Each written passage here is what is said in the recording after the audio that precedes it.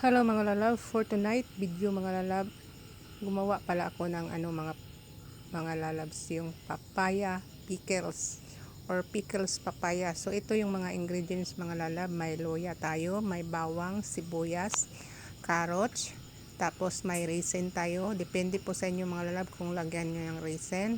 Tapos may asukal brown, tapos asin, tapos paminta, tapos yung ating suka dyan, may suka tayong balsamic vinegar. Tapos ito yung papaya natin na gibanggod na nako mga lalab. So nasa inyo mga lalab kung ano pang i-add nyo, kung lagyan nyo ng pineapple, nasa inyo po ang lahat kung anong lalagay nyo. So syempre mga lalab, magpakulo tayo ng suka. Etong papaya na ginawa ko mga lalab, isang piraso lang, pero medyo malaki siya, kaya ang suka na nilagay ko mga lalabs, parang kinakansya ko lang mga lalab yung suka na nilagay ko. Ayaw ko kasi ng mas maraming suka, gusto ko yung tama-tama lang mga lalab, dahil pag maraming suka maasim masyado, kaya kailangan mo itama-tama lang talaga pag ilan yung papaya na ginayak mo. Tapos lagyan natin ng balsamic vinegar, kasi yung balsamic vinegar mga lalab, special po yan, yung tawag niyan, may lasa na talaga yan, hindi talaga masyadong maasim. Kaya ito namang pure suka, syempre maasim to, kaya pinaghalo ko yung suka na pure tsaka balsamic na vinegar. May timplada na yan mga lalab, medyo matamis-tamis po yan.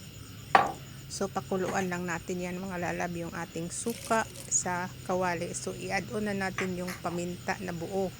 Na po sa inyo ang lahat mga lalab kung lagyan yung paminta o hindi. Tapos lagyan natin ng asin. Yung asin tamang-tama lang. Hindi kailangan kasi sa pickles papaya mga lalab, parang sweet and sour ang dating. Hindi matamis, hindi din maalat. Yung katamtaman lang. Tapos syempre lagay natin yung asukal natin. Yung ginamit ko nga palang asukal mga lalab, brown sugar. Tapos yung iba gumagamit sila ng white sugar. Pero nasa inyo po mga lalab kung anong gagamitin nyo, brown ba or white ba. Basta importante mga lalab, tama yung lasa. Medyo maasim, matamis at medyo maalat, yung parang iskabitsi ang dating. Oo, so pakuluan natin yan mga lalab, yung luya natin at saka bawang. Ayan, hayaan lang natin mga lalab na kumulo yan mga 10 minutes. So ilagay na natin yung ating ibang sangkap. So yung bawang nga pala mga lalab, may natira pang skull mga lalab, inalis ko lang kasi nung nag-slice ako hindi ko nakita. Ayan yung carrots natin at saka sibuyas mga lalab, inalipon ko na yung carrots. Depende po sa inyo mga lalabs kung nung hiwa ang gusto nyong gawin sa pag atsara mga lalab. Yung sa akin naman, may mga maliliit, may mga malaki. Oo, at saka nasa inyo po kung paano nyo mag-slice ng inyong mga sangkap. Pero importante mga lalab yung lasa niyan. So nilagay na natin yung resin. Yung resin ko nga pala mga lalab, medyo malaki yan. Dapat kasi sa atsara yung maliit lang, kaso naubusan ako ng resin, kaya malaki lang yung nilagay natin diyan sa ating atsara. So tinikman ko mga lalab kung anong lasa.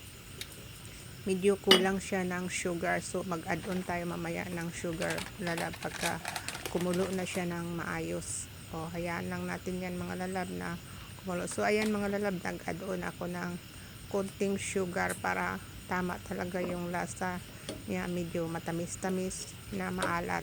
Ayan. So ayan mga lalab, depende po sa inyo mga lalab kung gusto niyo yung matamis masyado. Sa akin kasi gusto ko yung sweet and sour ang dating ng aking atsara. Ayan, kasi nag-craving ako ng atsara. Ayan, kumulo na yung mga lalabs. Almost 10 minutes na yung pagpakulo natin ng suka sa ating mga sangkap. So ang gagawin na lang natin mga lalab, i-add on natin yung ating papaya. Pero yung iba mga lalab, hinalo na nila yung papaya mga lalab. Hindi tulad dito na hinalo ko sa kawali. Yung iba doon sa malaking bowl, hinalo nila yung kanilang suka. Ito yung sa akin mga lalab, dito ko na lang nilagay sa kawali yung papaya natin. So mikos-mikos lang mga lalab hanggang sa yan mag-absorb yung sauce sa papaya natin. Huwag masyadong lutuin yung papaya mga lalab kasi hindi masarap. Tamang-tama lang yung pagkaluto. So, inadon na natin yung sibuyas mga lab. Kasi pag niluto mo masyado yung sibuyas mga lab, hindi masarap. Kailangan talaga yung sibuyas at bell pepper. Tamang-tama lang. Parang half cook lang ang dating. Parang ma-feel mo yung lasa, yung masangkap na sibuyas at saka bell pepper. So, ganyan lang kasimple mga lalab. At salamat nga pala sa mga tumatangkilik ng aking video. Anyway, sana na nagustuhan nyo yung video ko sa gabing ito. At sana hindi kayo magsawa na tumatangkilik o mag-watch sa aking video. Marami pong salamat. Ayan, malapit na yang matapos mga lalab. Atin lang ipa-absorb yung suka dyan sa ating papaya. So, hanggang sa sunod mga lalab. Thank you so much.